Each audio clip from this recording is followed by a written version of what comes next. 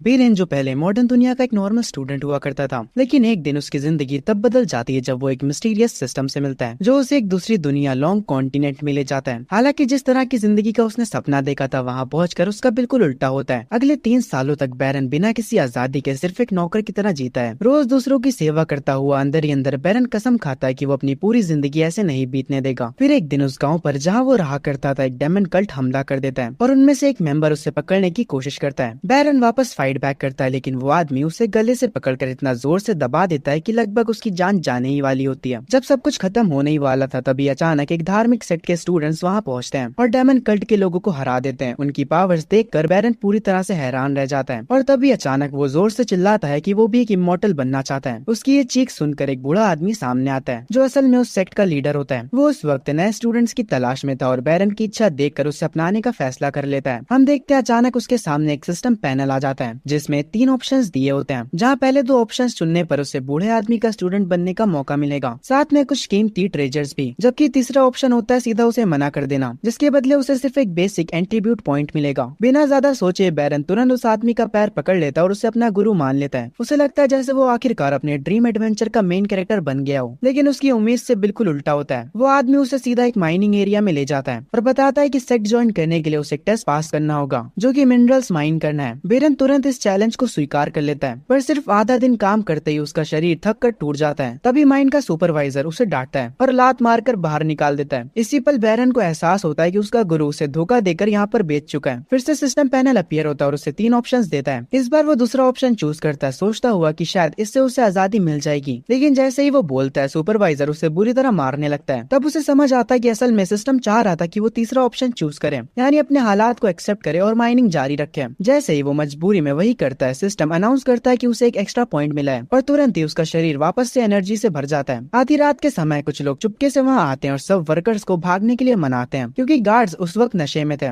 इस बार system 4 option show करता है और हमेशा की तरह बैरन तीसरा ऑप्शन चूज करता है उनके साथ भागने का फैसला करते हुए। लेकिन अगले ही दिन बैरन पकड़ा जाता है और सबके सामने उसे बुरी तरह से पीटा जा रहा होता है ताकि बाकी लोगों के लिए ये चीज चेतावनी बन सके। कुछ समय बाद जब वो फिर से माइनिंग कर रहा होता है तभी अचानक एक जबरदस्त धमाका होता है। जब वो देखता है तो आसमान में एक बड़ा सा फायर सर्कल दिखाई देता है। इसी बीच सिस्टम पैनल वापस से अपीयर होता है और बताता है कि एक मिशन है इस भगदड़ का फायदा उठाकर यहाँ से भागना। इस बार बैरन बिना सोचे समझे अपनी जान खतरे में डालकर पहाड़ से नीचे भागने लगता है। वो लगभग एक सुपरवाइजर के हाथों पकड़ा ही जाता, लेकिन तभी एक आदमी अचानक सामने आकर एक ही बार में उस सुपरवाइजर को काट देता है। फिर वो आदमी बताता है कि वो लोग पड़ोसी सेक्ट से हैं और इस माइन को डिस्ट्रॉय करने आए थे। उनकी पावर देखकर बैरन फिर से इम्प्रेस हो जाता है और फैसला करता है ज्वाइन करने का। इसके बाद बताया जाता है कि धीरे धीरे 5 साल बीत जाते हैं और अब बैरन ऑफिशियली सेक्ट का मेंबर बन चुका होता है। लेकिन इतने सालों के बाद भी उसकी कल्टीवेशन सिर्फ की रिफाइनमेंट के 5वें लेवल तक ही पहुंच पाती है। सेक्ट के एल्डर्स भी उसे सीरियसली नहीं लेते और उसे कमजोर समझकर कुछ सिखाने में दिलचस्पी नहीं दिखाते।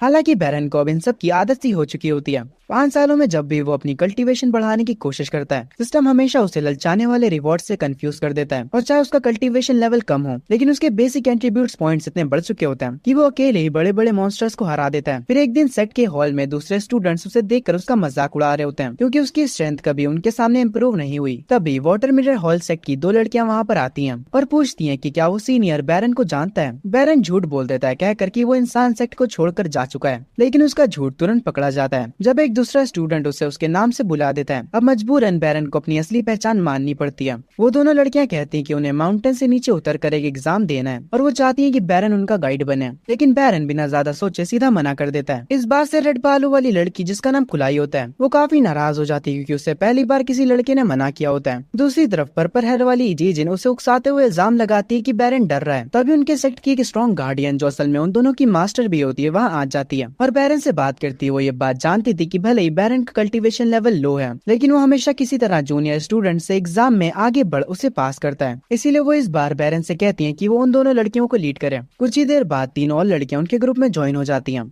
जाने से पहले उनकी मास्टर उन्हें सावधान करती है कि ये सब लड़कियां उच्च दर्जे वाली फैमिली से आती हैं, इसलिए इनके साथ परेशानियां हो सकती हैं। सफर के दौरान वो सब लड़कियां लगातार बैरन से उसकी पावर्स के बारे में सवाल करती रहती हैं। तब बैरन थोड़ा सख्त आवाज में कहता है कि हर एक को 10 पॉइंट्स दिए जाएंगे और हर गलती पर पॉइंट्स कट होंगे और अगर किसी के पॉइंट 0 हो गए तो उसका टेस्ट फेल माना जाएगा। ये सुनकर जीजिन और भी गुस्सा हो जाती है क्योंकि उसे एक ऐसे इंसान की बात माननी पड़ रही होती है जो उसे कमजोर लगता है।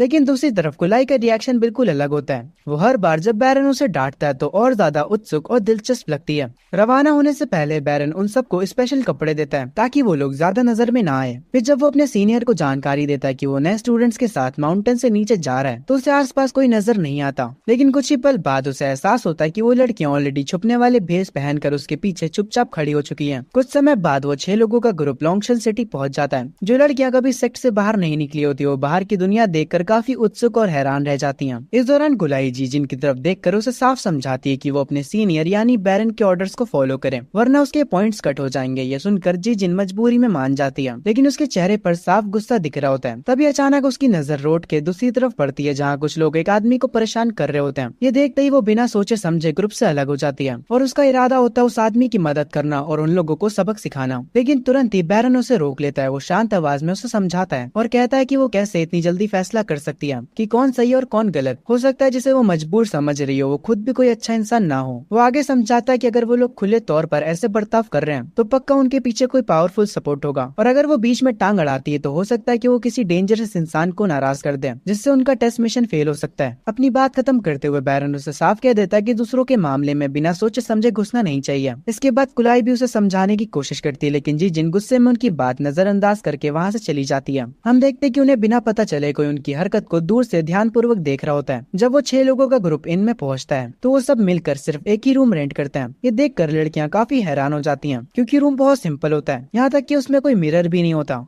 तब उन्हें एहसास होता है कि पहले जब भी वो माउंटेन से नीचे आती थी तो हमेशा सर्वेंट्स उनके साथ होते थे जो उनकी हर जरूरत का ख्याल रखते थे। इस पर बैरन बस इतना ही कहता है कि अब उनकी हैसियत एक कॉमन इंसान जैसी है, इसीलिए उन्हें खुद पर निर्भर रहना सीखना होगा। ये बात सुनकर जीजिन और भी ज्यादा गुस्सा हो जाती है। रात होते ही नाराजगी के चलते जीजिन चुपके से कपड़े बदल कर बाहर निकल जाती है। उसका इरादा होता है कल वाले लोगों को ढूंढकर उन्हें सबक सिखाना। रास्ते में उसकी नजर एक बूढ़ी औरत पर पड़ती है जो सड़क के किनारे बैठी रो रही होती है। ये देखकर उसका दया भाव और हीरो बनने की आदत फिर से जाग जाती है। वो उस औरत के पास जाकर पूछती कि क्या हुआ। तब वो बूढ़ी औरत कांपती हुई आवाज में बताती है कि उसकी बहू उसके साथ जानवरों की तरह बर्ताव करती है, उसे बचा हुआ खाना देती है और उसे घर से भी बाहर निकाल दिया है। ये सुनते ही जीजिन का गुस्सा फिर से भड़क उठता है और वो सीधा उस घर की तरफ बढ़कर उसे बाहर बुलाती है। वो घर के बाहर खड़ी होकर हंगामा करने लगती है जिससे वो औरत बाहर आकर उसे डांटने लगती है। गुस्से में आकर जीजिन तुरंत अपनी तलवार निकाल लेती है और उस पर हमला करने वाली होती है। लेकिन तभी उस औरत का पति बाहर आता है और उसे शांत कराते हुए कहता है कि वो अंदर आए और आराम से बात करे। अपनी ताकत पर भरोसा करते हुए जीजिन उनकी बात मानकर अंदर चली जाती है।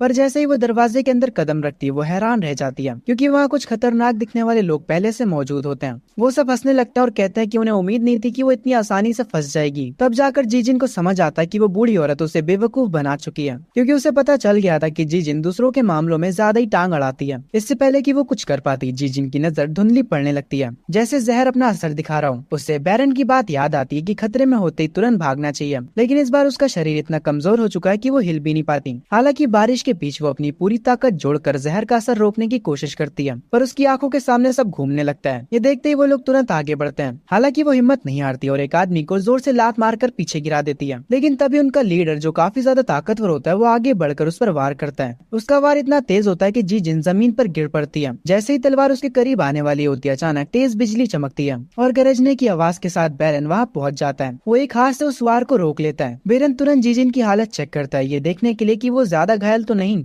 इतने में उन लोगों का लीडर दोबारा अटैक करता है लेकिन बैरन बिना किसी वेपन के उसका सामना करता है। वो उसकी तलवार को सिर्फ हाथों से रोककर तोड़ देता है। कुछ ही पलों के अंदर बैरन के तेज और सही अटैक्स के सामने वो लीडर टिक नहीं पाता। वो उसे बार बार जमीन पर पटकता और आखिरकार उसका सर खून से भर जाता है। इसके बाद बैरन जीजिन को उठाकर बिना कुछ कहे वहाँ से चला जाता है। पीछे से जख्मी और हाफते हुए लीडर अपने आदमियों को चिल्लाकर कहता है कि आज के बाद किसी को किडनैप करने की हिम्मत ना करें। साथ ही वो ये भी कहता है कि अगले 2 दिन में वो पता लगाएगा कि वो लड़का था कौन। जब जीजिन होश में आती है वो खुद को एक इनके कमरे में पाती है। उसके पास कुलाई बैठी होती है जिसके चेहरे पर साफ चिंता दिख रही होती है। जैसे ही जीजिन आंखें खोलती है कुलाई तुरंत उसे गले लगा लेती है। वहीं बैरन शांत और सीधे अंदाज में बस इतना कहता है कि अच्छा हुआ कि उसकी दी हुई दवा काम कर गई। जीजिन दिल से उसका शुक्रिया अदा करती है और मानती कि वो बहुत ज्यादा घमंडी हो गई थी और उसने बैरन की बात नहीं सुनी। कुलाई ये देखकर हैरान रह जाती है कि इतनी घमंडी लड़की अपनी गलती मान रही है। वो भी अपने सीनियर के सामने। उसे ये देखकर खुशी होती है कि अब तीनों के बीच सब कुछ ठीक हो रहा है। लेकिन बैरन बस हल्का सा उसकी तरफ देखता और कहता है कि अब वो आराम करे, कल सुबह उन्हें जल्दी निकलना है। अंदर ही अंदर वो महसूस करता है कि उसके सख्त बर्ताव की वजह से सिस्टम उसे एक्स्ट्रा पॉइंट्स दे रहा है। अगले दिन वो सबकाया विलेज की तरफ निकल पड़ते हैं, जहाँ कुछ बच्चों के अजीब तरीके से गायब होने की खबर मिल रही होती है। सफर के दौरान बैरन पूछता है कि सबका क्या प्लान है।